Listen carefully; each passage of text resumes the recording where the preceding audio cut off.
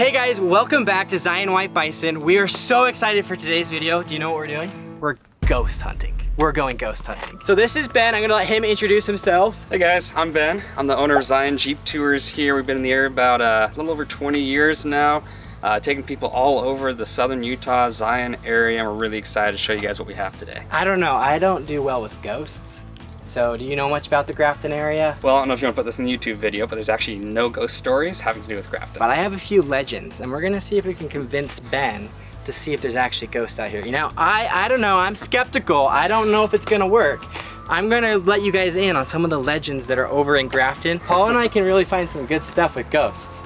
Plenty of stuff. Plenty of stuff. And we also have some other special guests with us coming on today's adventure. We have Kathy, her husband Chris, her kids Elijah and Noah. Do you guys believe in ghosts? I do. You do? Actually.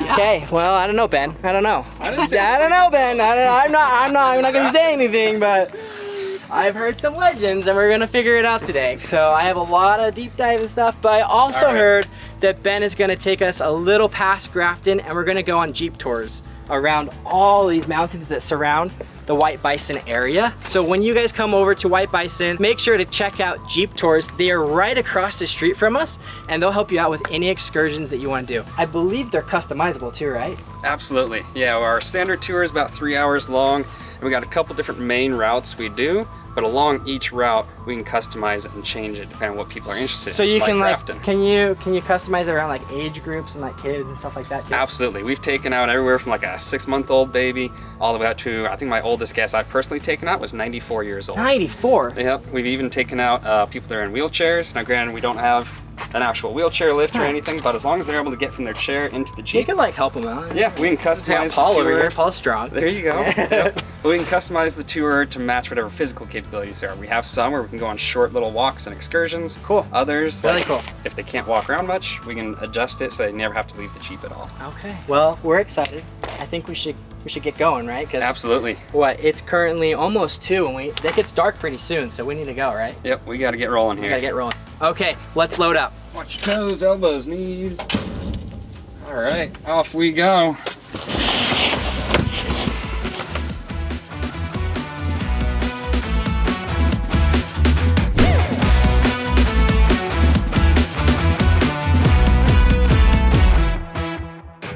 Well, it's a little noisy on the Jeep in the back and a little windy. We're surviving though. Woo, it's a little windy. Look at the beautiful scenery though.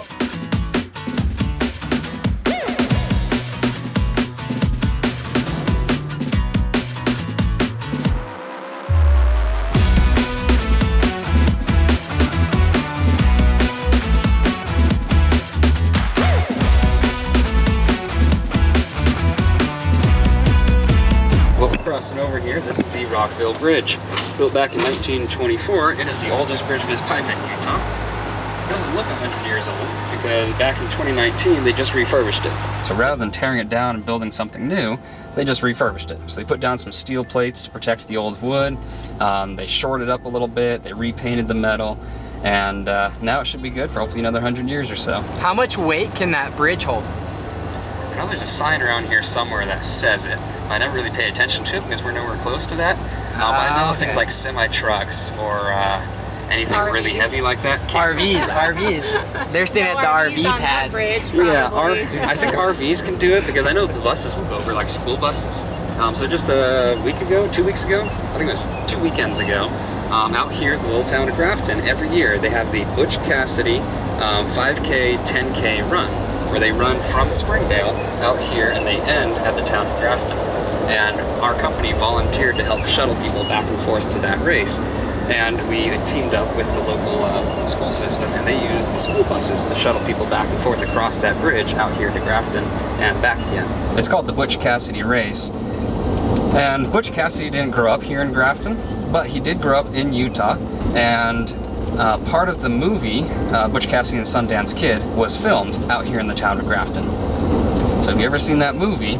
Grafton was featured in that movie. Hey Paul, have you seen that movie? I've seen that movie. It's been a long time, but I've seen it. I personally don't think I've seen that movie. I have not seen that movie yet. Yeah, I don't know how many people have seen it. It's kind of an older movie. There's a few scenes shot out here in the little ghost town of Grafton. And does it involve ghosts, Ben? It did not involve any ghosts, just famous burglars. I guess not burglars, robbers. But so far, I have yet to see any ghosts. Granted, I've never been out here at nighttime. Technically, Grafton is off limits at nighttime, probably because it's haunted.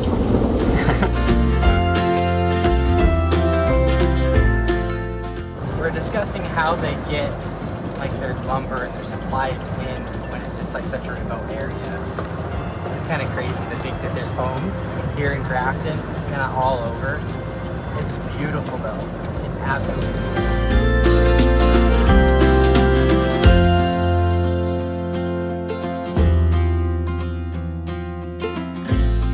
Off to our left, we have the Grafton Cemetery, which we will swing by on our way out. So we're going to head into the town first, and then we'll swing by the cemetery on our way out.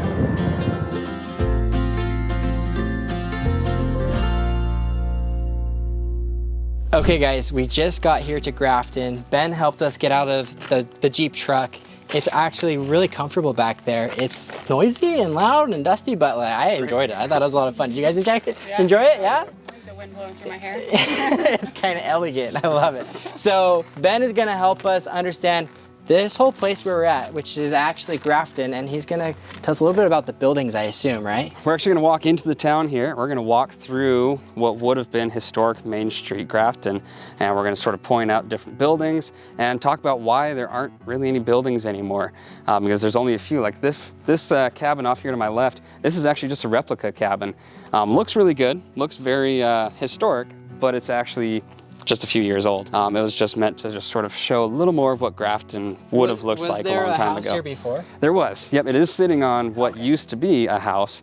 And actually, if we walk up this direction, this street running left to right here, this was Main Street. And you would have had houses running down both sides. You would have had storefronts over here on this side. As we walk up through Grafton, you'll be able to see a couple foundations left over of some of the houses that used to be here. Originally, this town was settled in 1857, same year as the town of Virgin and Rockville. Hey Ben, I don't mean to interrupt you, but did you see this sign? Oh, geez. Is that the this is closes at dark? There you go. Grafton closed at dark. And we all know it's because ghosts are here. That's right. If you come here after dark, the poltergeist gets you. Oh man. But no, the town was originally built in 1857. However, when you look at when Grafton was actually founded, they say 1859. Now that is because the original town of Grafton was built in a place that was maybe just a little too close to the river. And December of get my years right here, I think it was 1858, this particular storm went for days and days and days, and it flooded the river so bad, it basically wiped out the entire town of Grafton. And they decided, you know what, let's not build a town right next to the river like that again. So they moved Grafton a little further back from the river and a little further up. So this is actually Grafton 2.0. This is not the original location of Grafton. So this version of Grafton was founded in 1859. Is this church? Yep, this is the church and schoolhouse. So this was, all grades would have been taught here. At the most, I think the total population was like 163 or something like that. Like, handful of people really that lived here in this little town, which kind of brings us to why they started leaving in the first place. At its biggest, it was never really a big town, and there wasn't a whole lot of things keeping people living here. They built it because it was close to the river, had a little bit of farmland, plus they had a killer view. If you guys walk around the other side of the church here, you can't beat the views out here. And the last family moved out of here in 1945. They moved out of this house right here. Relatively nice house for the time period. This is an original 1800s home, but they moved out in 1945. When they all started leaving in the early 1900s, when they started packing up to leave, they took their houses with them. Their houses weren't mobile homes per se, but to get the wood to build these houses, they had to travel a long ways to get that wood. These trees you see around us close to the river, these are all cottonwood trees, and there's tons of them, but they are a very soft wood. They are not good for building. They fall apart really easily. They just disassembled it all and took it all out to the new building areas. And this is just like open for anyone anyone to kind of come It and is. check out. So a couple of these buildings are open. The church they keep locked, except during certain events like the Grafton 5K, 10K race that we just did. They had somebody from the Heritage Society come out and they opened up the church for us and they let people go in, but it's only when there's somebody out here to supervise people. Okay, that makes sense. These two buildings here are left open. We can walk inside both of them. And it's kind of a neat contrast to see a very basic log cabin compared to what is actually a very nice 2-story big family home right across the street there made out of adobe bricks versus the log cabin style here. So with that, we can go inside here. I don't know where you want to find your ghosts, but this is where you're going to find them. The ghosts are in here. I don't know. Careful. They're most likely up in the attic. I've never been in the attic, so that's probably where they're hiding. 5 and 10 on a good day. 5, 9 3/4. Look at this. This is crazy. I actually feel so tall, but usually I don't, you know? But on average, they really weren't that much shorter than we are now. And when you break down how long ago this really was, like we talk about the 1800s like it was a long time ago, that was really just a few great-grandpas ago. Like it really wasn't that long ago when you think about this time period. The height of our ceiling here and the height of the door, like most of you had to duck to get through that door frame there. And you can see this one here. I'm the same as you. I'm not very tall, 5'10" on a good day. It's all just a conserved wood. Again, the wood itself was more valuable than gold to them. This was their protection from the elements. So they took a lot of work to get all this wood here in the first place, and they just did everything they could to try to conserve that as best they could. So everything's really low ceilings, very compact, very efficient. And even this back room we're about to check out here, originally this was just a one-room cabin. Like this was it. Over in the corner there's a little hole in the roof. If you poke your head up there, be careful it doesn't get grabbed by one of the ghosts that hides out in the attic.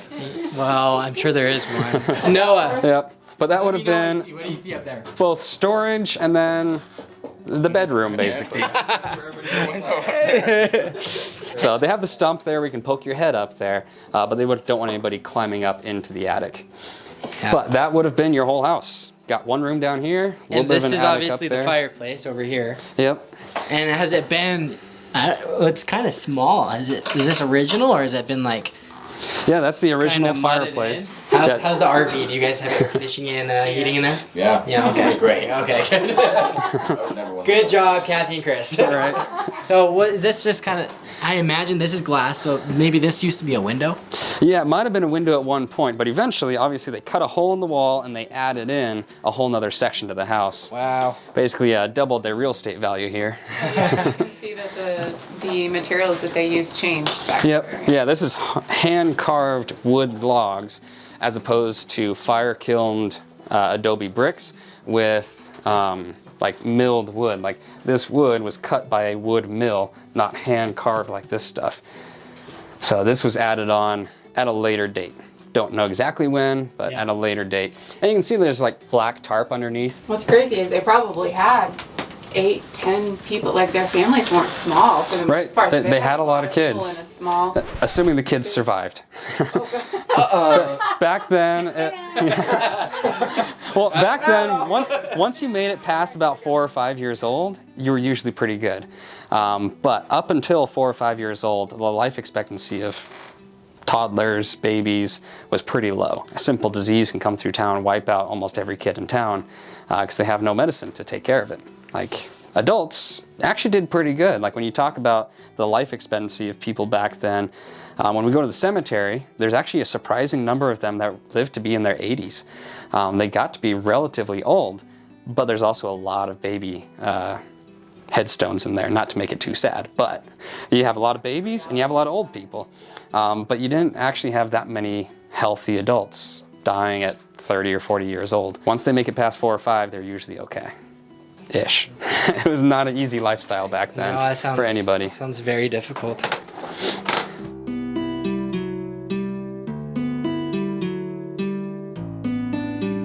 Okay, so Jerem he's been up front with Ben the entire time.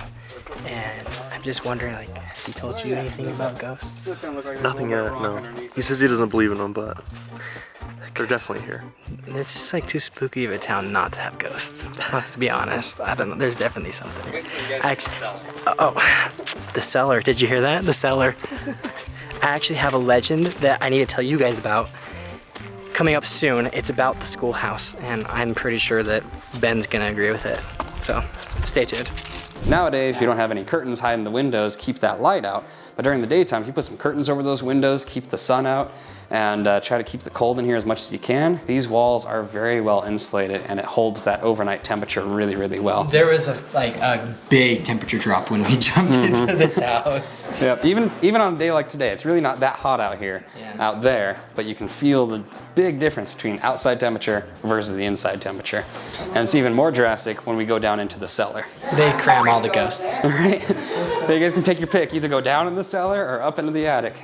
It's not even an attic, it's a full 2-bedroom space up there. These stairs are safe to walk on? Yep, those are safe. Is this the family this is the Russell family band? Yeah, the Russells are they're a big name in general, in Utah, in the Mormon church, but especially for this town. I'm actually trying to remember who actually lived in this house. We'll have to fact check that. But this I think it's that one right there. Alonzo Havington Russell, the early settlers of Grafton, came in 1861, and it's 2024. Yeah. Almost Yeah, so this was the Russells that lived here. Wow. Check out I'll let you follow him up. He's the star here. I'm the sidekick.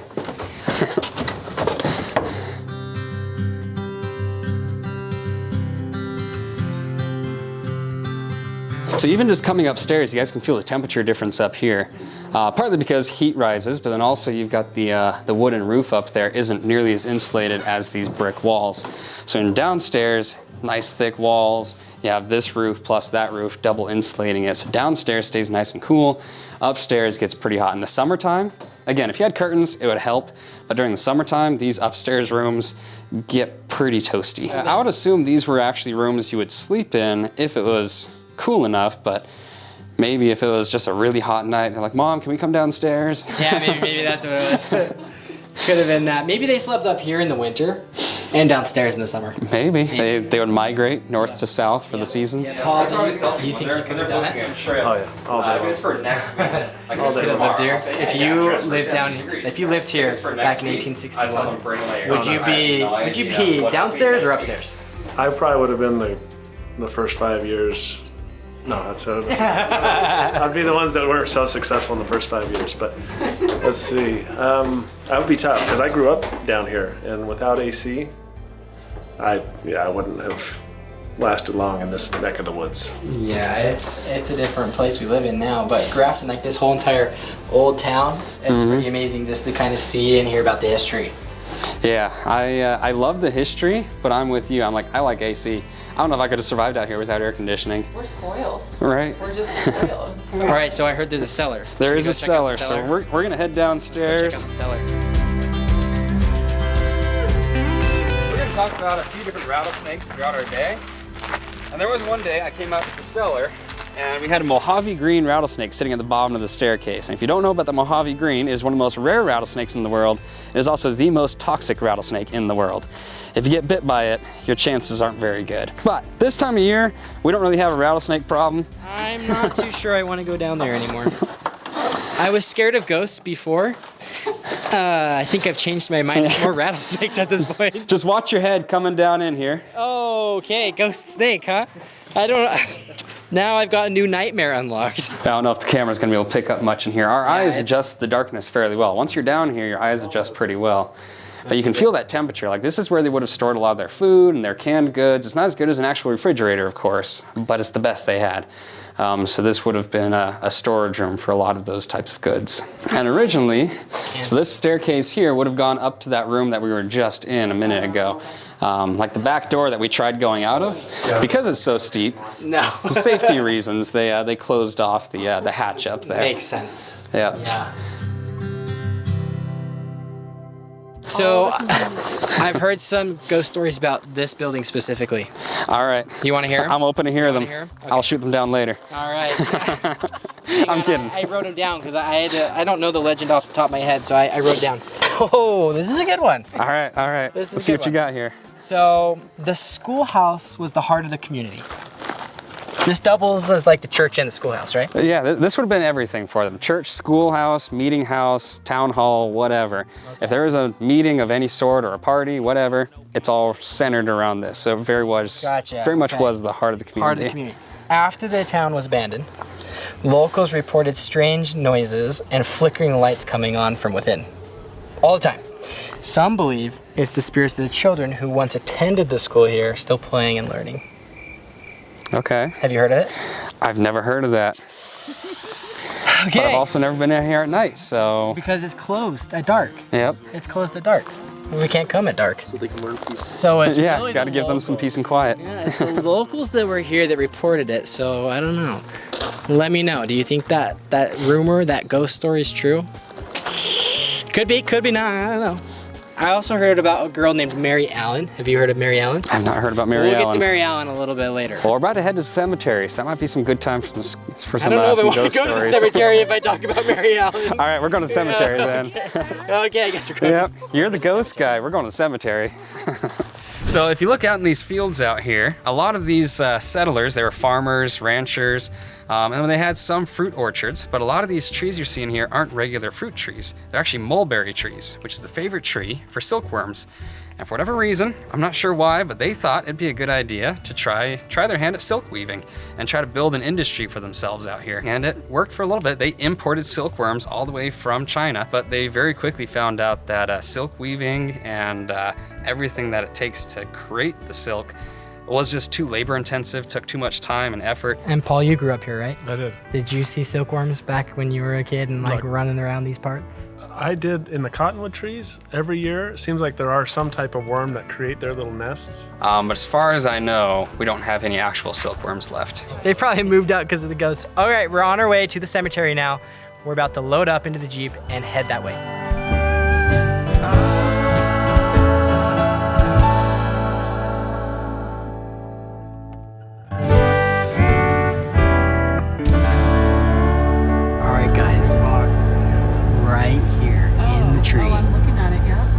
Trail cam. Can you see it?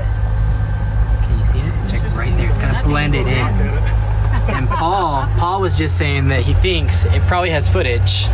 We're gonna have to try to get some footage of those ghosts, and that's where we're gonna get it. Because that one's up after dark, and we're not allowed in here, so might be the move.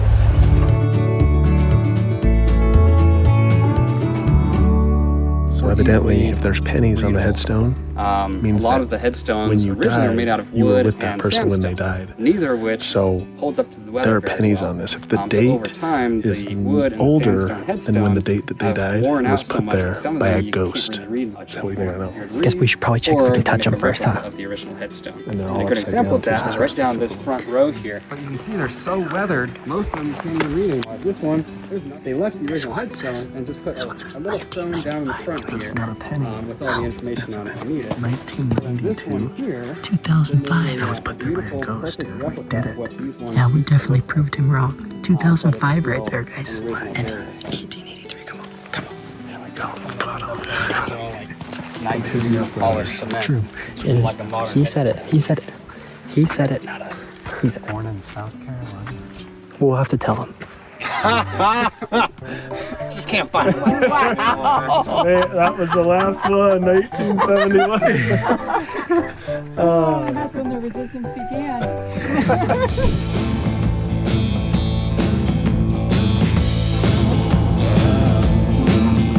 All right, guys, we're on to the next spot. We're gonna go up on these canyons, like the ridges around wherever we are, kind of all over. But we're gonna be that way. Paul says that way. And we're gonna be able to overlook the canyon area and the resort itself. We're super excited about that. And we're gonna make some couple stops. But it's really cool inside the Jeep. So there's some intercoms built in. We can actually talk to Ben inside the cabin, and he can talk through his mouthpiece, like his earpiece. What's it called? He can talk through his microphone that he's wearing, his headset, and it goes through the intercoms back here, and we can hear what he's saying as we're traveling, kind of like the intercom style. Really cool truck that he's got built out. Make sure to check them out. Use them as your tour guides when you're out here at the resort or visiting the Zion National Park area. All right, guys, as we were traveling, we found this really cool lookout. So we're gonna stop, take a few photos, and show you guys what it looks like. It is amazing. amazing.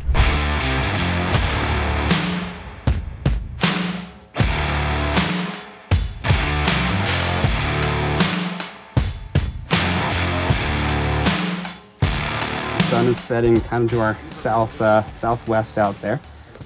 So east is to our right, west is to our left, north is right out in front of us. So we're looking north right at the south side of the park.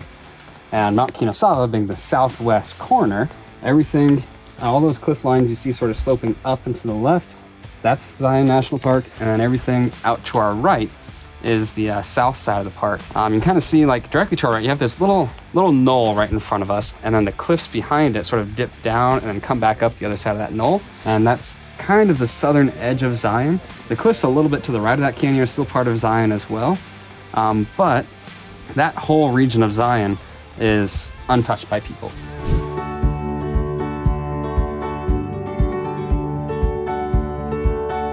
All right, guys, we just got to another spot that we can stop at, another overlook. We've been having a lot of fun conversations inside the back of the Jeep. This one, I believe, Ben, is this the one that overlooks the resort? It does, yep. So we're excited. We'll show you guys. It's gonna be right down below us here. That is so cool. So when you come with Ben on an adventure, he can take you on all these trails. There's a ton of trails actually that he offers, but this one will go up and over the resort so you can look down at where you're staying. That's pretty cool. Yep. I like this one down here. You can't even see the bottom of this one. Yeah. It's like these the fissures, they're cracks in the crust of the cliff here. And maybe in another million years, this whole crack will just break this whole chunk of rock off the side of the cliff. So where we're standing right now? Yeah, right where we're standing, basically. Oh, nice. Right now it's perfectly safe, perfectly stable. But all throughout this area, you see these rock shells like this. They slowly crack and separate over time. You get these little gaps and holes that just drop down between the rock layer. And they don't quite go down the center of the earth, but they can go down 20, 30, 40 feet deep. Because when you look along these cliff lines, you see how thick this rock layer is. If that rock layer separates and cracks open, you see how deep those cracks run along the surface? You get those same exact cracks running beneath our feet right now. So that crack, like right there, could be about as deep as those cracks running down the surface of the cliff there. So yeah, you don't want to drop your phone down there. Yeah. Okay, guys, so I stepped away from Ben because I have another ghost story. And basically, there's this legend here in like the Grafton area and up and around the Grafton area that there's, also look at this. That's a cliff. But there's this legend that there's cold spots around, and it's kind of like where the spirits dwell. It's like maybe an accident happened there, or they're just kind of residing in that area. And so I'm going to ask about the cold spots. I personally, I'm feeling a bit cold, you know. It might be for different reasons, maybe because the sun is going down, but I don't know, it could be a ghost thing. Just by the sheer numbers, the West Temple sets us apart as one of our bigger world records and one of our more prominent landmarks. Like, you can see that West Temple from miles and miles around. Even when you can't see the colors of it, like right now it has very distinct coloring, but just the silhouette of it. Like, if you can see the silhouette from anywhere in the valley, you know that's the West Temple, and it's a really good landmark for the area. And again, it's one of Zion's world records that sets us apart from any other place on the planet. A lot of people that come up to the resort, down actually at the RV pads, there's an RV slot in the back area. They get through the trees, you can see West Temple. Oh, really? Yeah, it's one of the coolest spots at the RV pads. You guys have to go check out those RV pads. That's where Kathy and her family are staying. They're RVers. They travel around the whole entire country and state to state. They've been at a ton of resorts, and they're currently at the RV pads. And the RV pads are quite new, so you know, they're open to everybody. You can come check them out. They're really nice. They got the concrete slabs, they got the grass, they're pet friendly. It's a lot of fun, and there's a lot of work going into it. We're gonna have some pools available and some other really cool features that are like in videos that are coming soon. We can update you about that.